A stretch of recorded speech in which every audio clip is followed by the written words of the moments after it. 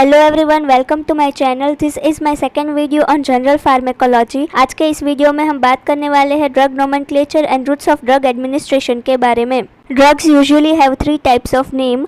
Usually drugs में 3 तरह के नेम होते हैं। The first one is chemical name. It denotes the chemical structure of the drug. Chemical name जो है वो chemical structure of the drug को डिनोट करता है। For example, acetyl salicylic acid is the chemical name of the aspirin and N-acetyl P-aminophenol for paracetamol. Chemical name is not suitable for use of prescription. जब भी हमें doctor कोई भी prescription लिख करके देता है तो उसमें केमिकल नेम कभी नहीं लिखा हुआ होता। Second one is non-proprietary name. It is commonly used as generic name. Aspirin and paracetamol are generic names. Third one is proprietary name, means brand name. It is given by drug manufacturers. Brand name जो है वो जो drug manufacture करते हैं वो लोग देते हैं। Brand names can also be used in prescriptions. जब भी डॉक्टर हमें कोई भी प्रिस्क्रिप्शन देता है तो उसमें ब्रांड नेम ही लिखा हुआ होता है। For example, Disprin is a brand name of aspirin and Crocin is a brand name for paracetamol. Now the routes of the drug administration. Route for drug administration depends upon the following factors. नीचे दिए गए कुछ factors है जिस पर route of drug administration depend रहता है। First one is characteristics of drug. Drug का क्या कैरेक्टर है। इमरजेंसी और रूटीन यूज। हम उस ड्रग को इमरजेंसी में यूज कर रहे हैं या फिर हम उसको डेली बेसिस पे प्रिस्क्राइब करके देने वाले हैं। Condition of the patient. हो सकता है कि पेशेंट अनकॉन्शियस हो या फिर उसको वॉमिटिंग हो रही हो या फिर उसको डायरिया हो रहा हो। Age of the patient. Patient का एज क्या है। Associated diseases. पेशेंट को क्या डिसीज हुआ है। पेशेंट्स और डॉक्टर्स चॉइस। समटाइम्स कभी कभी पेशेंट या फिर डॉक्टर की चॉइस पर भी route of drug administration depend रहता है। Now the routes of the drug. Routes of the drug is divided into 2, local roots and systemic roots. The first one is local roots. It is the simplest mode of administration of a drug at the site where the desired action is required.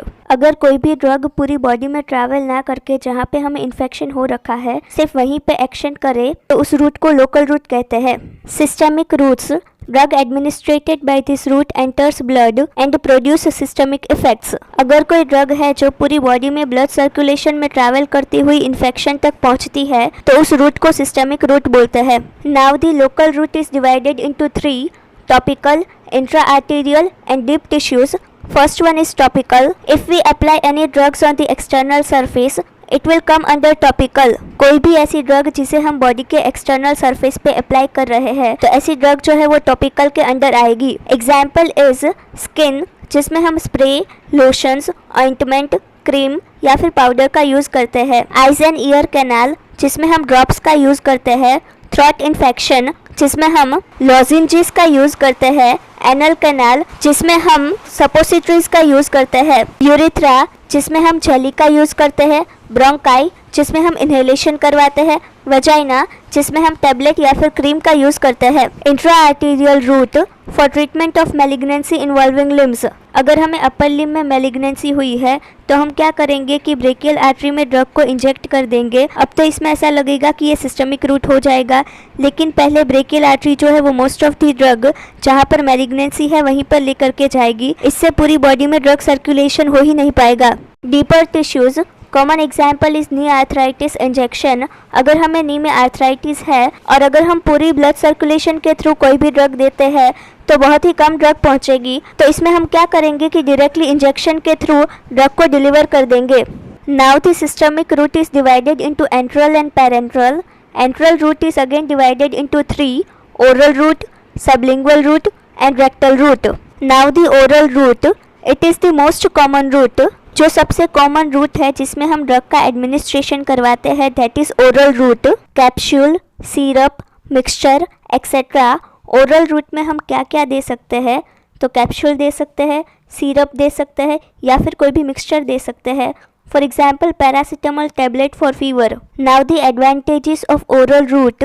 Safer, ये जो है वो सबसे ज़्यादा safe रहेंगे। Cheaper, सबसे ज़्यादा कम price में मिलेंगे।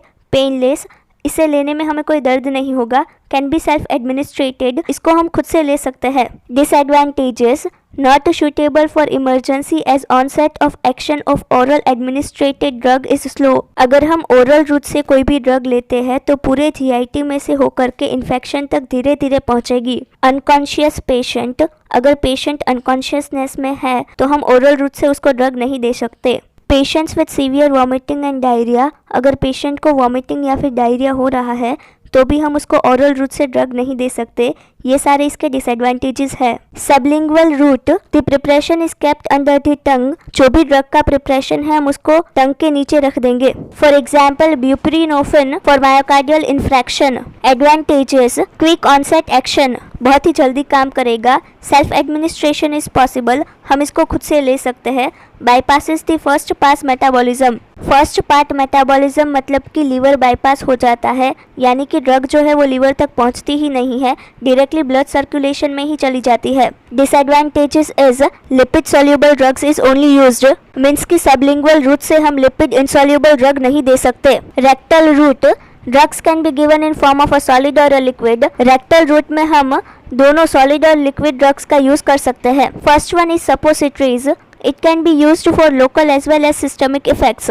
अगर हमें लोकल इफेक्ट चाहिए या फिर सिस्टमिक इफेक्ट चाहिए तो दोनों में हम सपोसिटरीज का यूज कर सकते हैं। For example indomethacin for rheumatoid arthritis, अगर हमें रूमेटॉइड आर्थराइटिस को ट्रीट करना है इंडोमिथेसिन दे सकते हैं with the help of rectal route. Enema means the injection of a liquid in the rectum. Retention enema can be used for local effect as well as systematic effect. Enema को भी हम local और systematic effect के लिए use कर सकते हैं। The drug is absorbed through rectal mucous membrane and produces systematic effect. Rectal mucous membrane जो है वो drug को absorb करेगी और एक सिस्टमैटिक इफेक्ट प्रोड्यूस करेगी। For example diazepam for status epilepticus in children. Parenteral routes, routes of administration other than enteral route are called parenteral routes. Enteral route के अलावा अगर हम ड्रग को किसी और तरीके से एडमिनिस्ट्रेशन करते हैं तो उसको पैरेंट्रल रूट्स बोलते हैं। Advantages of parenteral route is action of drugs is faster, useful in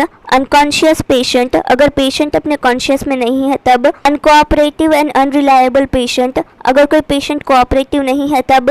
patients with vomiting and diarrhoea, suitable for irritant drugs, drugs with high first pass metabolism, drugs not absorbed orally, drugs that are destroyed by digestive juices. Parenteral route जो है वो irritant drugs है या फिर drug जो orally absorb नहीं की जा सकती या फिर जो ड्रग डिस्ट्रॉय हो जाती है डाइजेस्टिव जूस में, ऐसी ड्रग के लिए पैरेंट्रल रूट जो है वो सूटेबल है।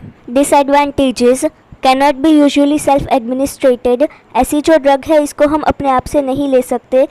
Can cause local tissue injury to nerves, vessels etcetera, इस तरह के जो ड्रग्स होते हैं वो किसी भी नर्व्स या फिर वेसल्स में इंजरी कॉज कर सकते हैं।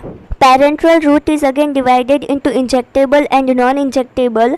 Injectable is again divided into intraosseous, subcutaneous, intradermal, intramuscular, intravenous and intrathecal. Non-injectable is divided into inhalation and transdermal route. In next video we will be discussing in detail about injectable and non-injectable parenteral route.